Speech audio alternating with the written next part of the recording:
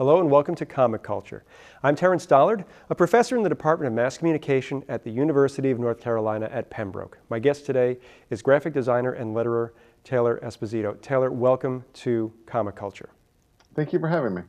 So we are probably familiar with what a letterer does, but not a lot of people know beyond, seeing the words on a page, the process of lettering. So what do you do when you get a page from an artist and you have to put the letters on a page? Well, my process, which I think is similar to most of us, is, especially if it's a new issue, I'll take a look at the page, get a feel for the story, the writing, the art, all that, develop a style guide, basically what font pairs well, how I want the balloons to look. Do I want them nice and perfect? Do I want them a little more organic? Things of that nature.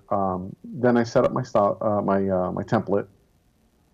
I place everything on the page, and I just start scanning it to see how to best fit the text that's given and still make sense with the story. We're used to the art on the page sort of being, I guess, the part that really grabs us, but the words are probably as important as, or more important than just about any other element, because it tells us what the characters are thinking and feeling, and of course the dialogue.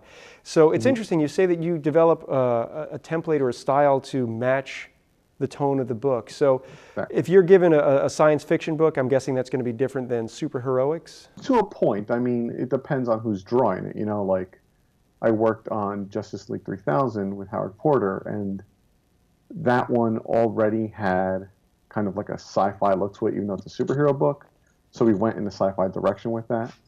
So it depends on every aspect. Like no two books will look the same, hopefully, from any letterer. And that's part of our ability. We can be chameleons to the story. The old saying is, good lettering is never noticed and bad lettering is always noticed. We're trying to get away from that a little bit, because I do think you can notice and acknowledge good lettering. But, you do want to service a story and not get in the way of the story, if that makes any sense. Absolutely. It's something that I think you put on Twitter. It was a World Letterer Day a few months back. And I'm a big believer that letterers should be on the cover credits along with the writer, the artists, the colorists, because it really helps tell the story, in a visual way. If you look at the work of John Workman or Tom Orzechowski, someone like that, their lettering is so powerful. And so I'm wondering, when you're putting together your ideas on lettering, how do you sort of like get into that character and know that, someone is going to speak in a certain font? I'll read through the story as I'm working on it. And, sometimes the writer will help me out and say, this is bolded, this is the big screen, like if it's, for sake of argument, if it's Namor saying Imperious Rex, that's going to be nice and big. And in other times it's just instinct, you kind of get used to how a story unfolds, the tempo, and you're just like, all right, here's where I'm going to say this has to be huge and this has to be a little bit more subdued, or whatever the case may be. One of the things that I find really interesting about lettering is that you're working on top of the art. Now, in the old days, if you go to a Comic-Con, you'll see some of the original pages from like the 60s or 70s, and the lettering is right on the art. But you're doing things with digital files, so how are you putting the lettering onto the art? And obviously it's not getting added to the board, but how do you go ahead and do that? It's a similar principle. It's just back in the day, you'd work on boards with paste ups or sometimes vellum if things were in a rush. Today what we do is we work in Illustrator. So we place the artwork on our Illustrator board, lock the layer, and then just work on top of it in the same fashion. It's just digital as opposed to pen and ink. One of the more unique aspects is how lettering can be used to sort of guide the eye through the panels. And maybe if it's a confusing layout, in the old days, DC Comics used to use a lot of those little arrows to indicate that you went from this panel to that panel, then to this panel. Yep. So if you had some art like that maybe the balloons could lead the way, how would you kind of approach that? Would you contact the writer and say, this is an idea that I have, or would they maybe come to you and say, you got to fix this for us? Usually, like if it's a serious case of like, oh man, we're confused, I might get a note that says, let's put an arrow here or something like that. But I don't like to do that because that's a convention we've kind of shied away from. I prefer to try to use the lettering to guide the eye, and I think a lot of us do. You know, we'll put balloons in a certain fashion to kind of, like the tail will tell you, okay, you're going to go here next, and then maybe this balloon will be here, and then the next one will come down. So it'll tell you, are you going to go back down this way? Little subtle things we can do, and I mean, we don't always succeed. You know, you're at the mercy of what's on the page. But more often than not, I'm given pretty much autonomy to like decide where things are going. And if it doesn't work, you know, then I discuss with my editor or my writer, what's the best way to get this to work, you know, like, because I'm following the rules of lettering and all this other stuff while they're thinking, you know, this is the most important thing that has to be first, you know, so it's a give and take. When you're given, I'm thinking of the work of, let's say, a Chris Claremont. You said you worked on Justice League 3000, and that was DeMatteis and Giffen. And I think back to Orzechowski and Bob Lepine, who were working with these really dense scripts, and they had to put a lot onto a page, and I'm guessing back in those days with a pen. So Yeah. when you're getting a lot of text, are you shrinking the font size, or you just, you know, you can make it work as it is? I always try to make everything work as it is. My first instinct is don't send anything back. Usually we don't have a lot of time to send things back. So I have to make it work. And there are little tricks to squeeze the fonts a little bit. I try not to do it too much because it'll become noticeable. I'll do whatever I can first. I'll try to come up with some solutions. And as a very last resort, if I'm like, okay, this is just not going to work, I'll go back to the editor or the writer and say, I need either a rewrite or just to parse down the dialogue or something. I've tried every trick and nothing's working. And sometimes they might see it with fresh eyes and see, oh, wait, we can do this and we can do that. You know, the plus with digital lettering is if I try to put something down on a page and it's not working, I can always redo it easily. Of course, that also means it can be done easily. Who cares? But that does give me the option of seeing how something would look in a space and then say, okay, well, this isn't working. Maybe I can get it into the previous panel or the following panel, or even, you know, do a caption if it's like, if the previous scene is a different scene in the comic, I can do a caption saying, okay, this is coming, and then we see all the dialogue and the action. And is it's something where you're able to kind of work with the beats a little bit, where maybe you're going to interpret the script because you can see it in writing and say, you know, I'm going to break this up a little bit. The writer wanted it all in one balloon, but I think if we did in two, there'll be more drama to it. Well, I mean, it's also a matter of just what's pleasing to the eye. You know, sometimes a writer will do a big chunk of text, and then it's this giant balloon. It's like, okay, that's too much. So we find natural breaks. Ideally, there's like periods or commas to do that with. Sometimes it's just a big run-on sentence and we're stuck. But, you know, I try to break things up. And sometimes it even helps with giving a beat. You know, like if it's this big, long diatribe, I can maybe break it up. So he says the one piece is a beat, and then there's the end of it, and it kind of gives a little more impact. So, I mean, those are the little things that we try to do to help the script along and also put our stamp on it, as it were. You talked a little bit about how you have a lot of pages that come in, and you have, you know, only so much time to do that. So when you get the art from the editor, how quickly do you got to turn that around to get the back so that it can be published? I mean, that varies on the project and the circumstances, but I could have anywhere from a month to a week to a couple hours. It all depends on what's going on. I've been very lucky that most of my editors have been on top of things, and I'm given at least, I'd say 3 days to a week to get through any given project. And as most letterers do, I think most of us do about 15 to 20 books a month. So even if something comes in immediately, there's still a queue to get through. I try to respect that queue as much as possible. Like if you came in first, you're getting your book first. I do understand sometimes it's like, oh, this book is super late. We have to get out the door. I'll make arrangements to get it done. But more often than not, I try to be, all right, this came in here. This is the first one on the list, and so on. Now, you have your own studio. I'm wondering if you do all of the lettering or if you have other people that work with you that you can kind of give parts of books to, so that way, you know, kind of that whole crusty bunker mentality, everyone pitches in to get that deadline met super fast. For the most part, it's just me. Every so often I have an intern here who I teach them, and they just help me set up books or go through scripts or whatever just to make me move faster. And then there are guys I've worked with in the past who I bring in on a project per project basis. Like, I know I'm not going to make it through all three of these books on time, so it's like, hey, can you take this one on, and you finish this one while I work on this one, and we'll just get them all out the door at once. And let's talk a little bit about how you got started, because people might be thinking, well, I can sit at a word processor, I can type text up on a screen, I can be a letterer, but there's obviously a lot of design that goes into it. So I'm wondering what your background was and how you got your foot in the door in comics. All right. So by trade and education, I'm a graphic designer. I graduated from Seton Hall in 2006. And while I was looking for steady employment, I got a call from a friend of mine saying that there was a temp job opening up at Marvel. At the time, it wasn't said what it was, but it turned into the Digital Comics Unlimited, whatever it's called, the big service. And they were setting the books up for web. So I came in for that. It was only supposed to be a week. It extended and extended and extended. I forget how long it actually went on. Finally, they were just like, all right, we're just going to keep you on full time. From there, I transitioned into the production department, putting the books together after everything came in and sending it off to print. Ended up becoming assistant production manager at that point. And then the big Marvel layoffs of 2011 happened, and I got let go. And I had already gotten a little interest in lettering while I was there.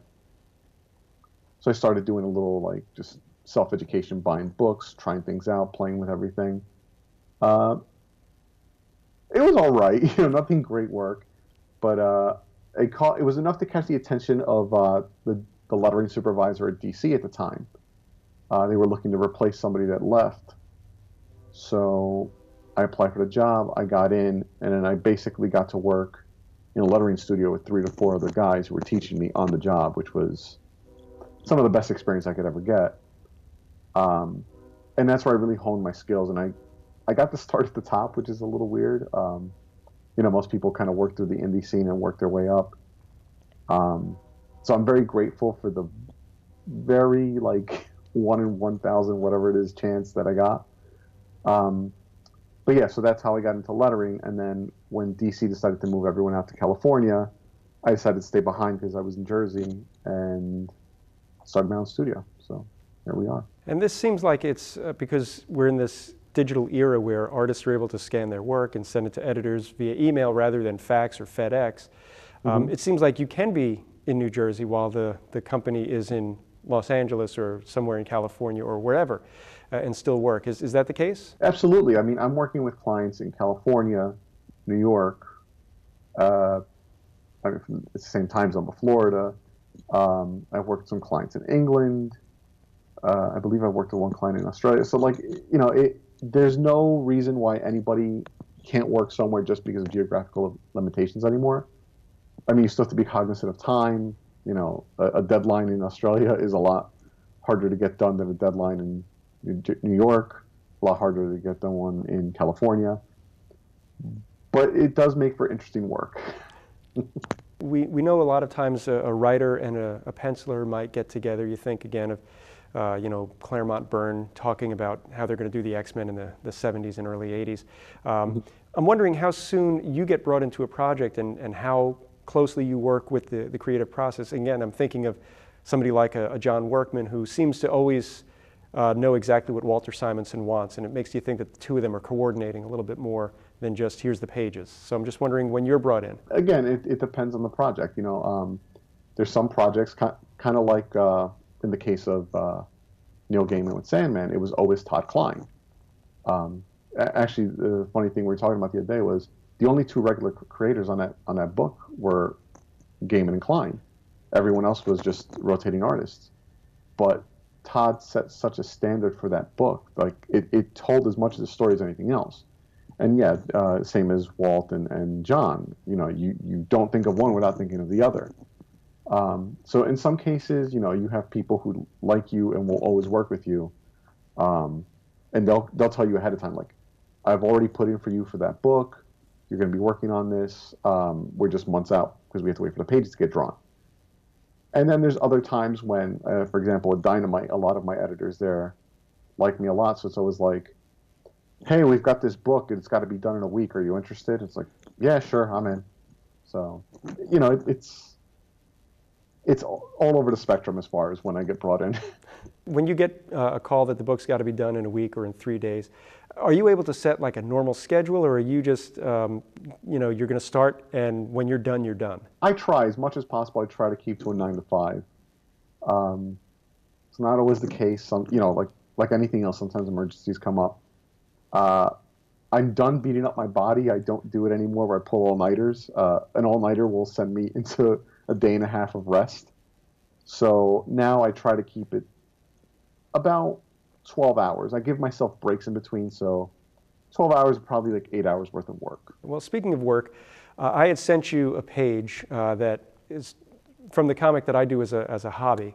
And I'm doing it old school. I work with technology a lot, so I wanted something where I was away from the computer. And this is a comic that I do do all the artwork, and I also do the lettering right on the board. And we have an example of it we're going to show our audience. And the idea was, I sent this to you so that you could kind of look at it and maybe figure out what I'm doing wrong, what I'm doing right, and then we'll take a look at your version of that same page. So when you take a look at the page that I sent you, what do you notice about the lettering that I'm doing wrong? It's not anything wrong per se. It's definitely from the eye of an artist rather than a letterer. We think in different terms. When we're looking at them, we always think, don't obstruct things that don't need to be obstructed. Try to keep things to the top of the panel as much as possible, things of that nature. It's a lot about the flow of the book and making sure you don't obstruct anything important that you need to see. I will say that when I'm doing this, I'm thinking back to those old school pages where you'd see someone like a Jim Aparo who would not only be doing the pencils, the inks, but also the letters. Oh yeah, I mean, I'm sorry to interrupt you. Well, that's okay. I was just going to say that, so when you say an artist, I think of the letterer as an artist, and you're talking about readability. So when you look at that page, and we've got the version that you did as well, when you look at the page and then you look at the way that you created the page, what are the, I guess, major thematic differences between the way the artist approaches it and the way the letterer approaches it? I think the biggest factor is we try to keep things as uniform as possible, so that way when something does pop, it's more of an impact. I think a lot of times most people do like a utilitarian thing, like this has to be set first and this has to be second, with no real thought about the rest of it. It's just a matter of that uniformity, like. Everything else is chaos on the page. There's action, there's all this stuff. The one thing that's always the same is the lettering. It's always the same stroke and the same X height for the letters and all this. It's almost like a rest stop, like you're looking at all this action and then it's like, okay, here's a place to rest and like regroup myself. At least that's how I look at it. I might be a little philosophical with this now. So what we did is we took the page and we split it up into tiers. So if we could take a look at the first row of panels, the way that I did that. So you're talking about the layout. My lettering tends to be, it's on the page. It's very, in my case, it's a lot of work to write that neatly. Same with me. I'm actually horrible handwriting. So if we can take a look at Taylor's page, we noticed that it's a lot smaller. It's got a lot more impact to it. I had text in certain spots. Is that keeping you, as someone who's looking at the book, is that keeping you from reading it the way that the artist would do it? And is it easier for you to follow the page when it's the professional letterer? I mean, for me it is. At this point, I'm so ingrained with looking at things the way they should be. When I see something that, not even necessarily wrong, but not necessarily the way I would do it, it does take me out of it. Unfortunately, being a letterer has made me very critical of comics, and now it's harder to enjoy them. But I think that goes for anyone in any profession. I think you were to ask any actor to just enjoy a movie, it would be much harder for them to enjoy it than your average viewer. And I have the same issue. It's like, I'll look at something and I'll think to myself, it's not how I would have done it, or how did he do that? I want to do that, or whatever the case may be. So, yeah, at this point, I need it to be basically the way I have it here. Okay, so we're going to take a look at the second row again, because there's something on there. I don't know if you have that up or if you're able to recall it, but when I was putting this together, I tried to lead the eye a little bit with where I put some of the balloons. Yeah. And I'm just wondering, when we take a look at your version of that same three-panel setup there, it seems you kind of followed, but you also gave some more space to some of the words. And I'm wondering again, is this something that on a normal project you'd have that sort of liberty to kind of give it a little bit more drama? Yeah, I mean, like I said, I'm depending on the project, sometimes I'm given placements just in case I don't know who a character is, or I can't quite figure out the reading order on my own. But it's just a loose guide. It's just kind of like, all right, this is so you know what's what. And I'm always told, if you think of something better or if you can do something more dynamic, feel free. And that's kind of what I did here. Like, I'm trying to balance things out, like in the middle panel there where it says whoop and then not against a skilled fighter. I kind of want to give it enough, to say, all right, this guy's in the front, but I want to balance it off too with the balloons. I don't want to load everything on one side or anything like that. And then when you look at the third panel, it's kind of stepping down. It's like the ignition lever is bent, stuck. And then you drop down to amateurs and you scooch over to the side for wait a minute. And actually, now that I'm thinking about it, because I did this in such a rush, I probably would have given a little more weight to wait a minute to kind of be like, oh, wait a minute. So how would you do that? Because I'm looking at it and it looks like he's exclaiming. So I'm wondering how you would give that a little bit more weight. Would it be a larger balloon? Kind of like the ha in the first panel in that row. Got a little bit bigger of an X height, a little darker of a stroke, something just to give it a little more like, because you see him getting up in the next panel and jumping. So it's clearly like still, the adrenaline's running, the action's going. So he wants to get back into it. And this is, I think, one of the more interesting aspects of what the letterer does. And again, what the casual reader might not think about is you're really thinking about the story beats. You're essentially, it's like kind of like a film editor. The director goes out and shoots the movie, hands it over to a film editor, and that's the person who puts it all together and really makes it as interesting as it can be. And that seems to be what you're doing here. To a point, yeah, I would agree with that. The way I look at it is more in terms of music. I look at lettering kind of like drumming or bass. Kind of sets the tempo, the bass line, kind of like, all right, we're going here to here to here, which is, essentially is a film editor, like you said. But I find it easier to think of it that way. Just, here's all these elements, and then that's the thing tying it together.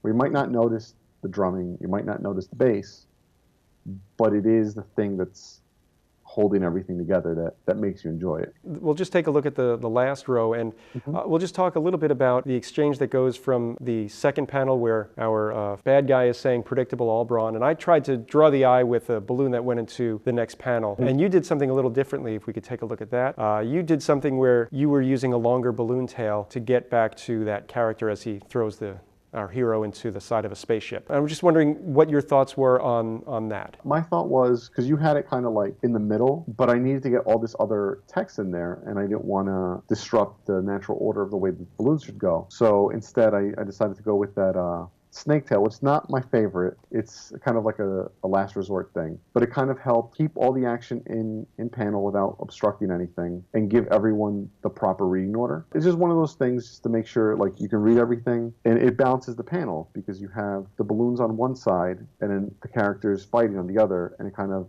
gives even weight to both sides. I guess it goes back to that your training as a graphic designer, because you're thinking about balance, you're thinking about making sure that the page has the same weight on, I guess you're balancing the characters with what they're saying, so to speak.